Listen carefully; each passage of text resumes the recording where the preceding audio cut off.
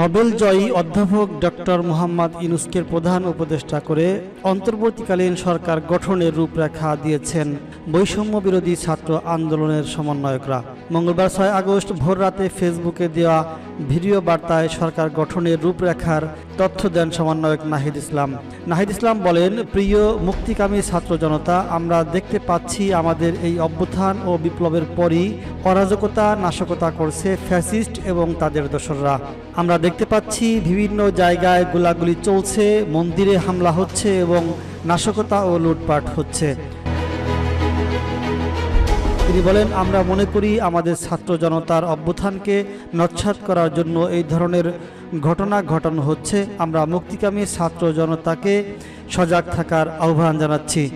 নাহিদ ইসলাম বলেন, আমরা যে অন্তর্বর্তীকালীন সরকারের রূপরেখা দিতে 24 ঘন্টা সময় নিয়েছিলাম, জরুরি পরিস্থিতিতে মোতাবেক তার একটি রূপরেখা এখনই ঘোষণা করছি। তিনি বলেন, আমরা সিদ্ধান্ত নিয়েছি সর্বজন গ্রহণযোগ্য আন্তর্জাতিক খ্যাতিসম্পন্ন নোবেল জয়ী অধ্যাপক ডক্টর মোহাম্মদ ইউনূসকে প্রধান উপদেষ্টা করে অন্তর্বর্তীকালীন সরকার গঠন করা হবে।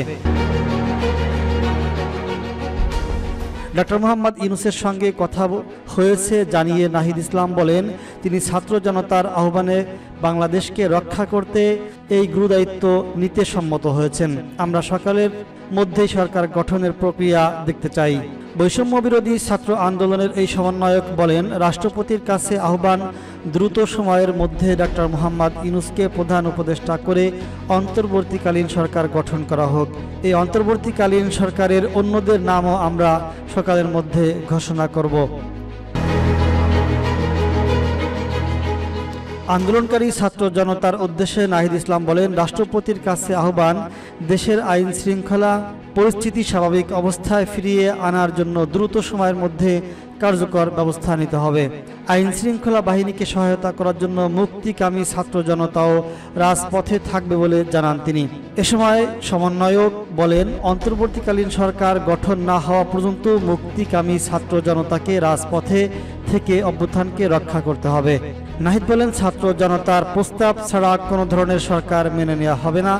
আমরা আগেও বলেছি, সেনা শাসিত সরকার অথবা সেনা সমর্থিত সরকার অথবা ফ্যাসিস্টদের দোসরদের কোনো টিম সরকার, কোনো গণবিরোধী সরকার মেনে নেওয়া হবে না। তিনি বলেন, সবাইকে সকাল থেকে রাজপথে থাকার আহ্বান জানাচ্ছি। সংখ্যালঘু সম্প্রদায়ের পাশাপাশি রাষ্ট্রীয় সম্পদ রক্ষা করতে হবে। সোমবার দুপুরের দিকে শেখ হাসিনার প্রধানমন্ত্রীর পদ ছাড়েন। এরপর তিনি বাংলাদেশ ছাড়েন।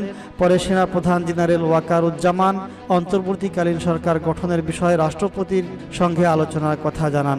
পরে রাতে রাষ্ট্রপতি মোহাম্মদ শাহাবুদ্দিন জাতির উদ্দেশ্যে ভাষণে বলেন, জরুরি ভিত্তিতে একটি অন্তর্বর্তীকালীন সরকার গঠনের সিদ্ধান্ত নেওয়া হয়েছে। সব দল ও অংশীজনের সঙ্গে আলোচনা করে গঠিত অন্তর্বর্তীকালীন সরকার দ্রুত সম্ভব নির্বাচনের ব্যবস্থা করবে।